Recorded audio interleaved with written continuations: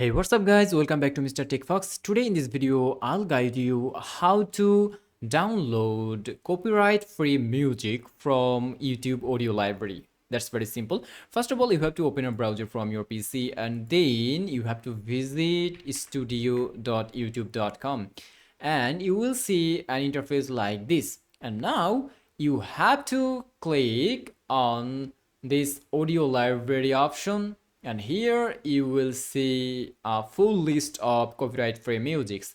You can click on this play icon to play that music, and if you want to download that music, then you have to click on this download button. If you click on that, the download will be started.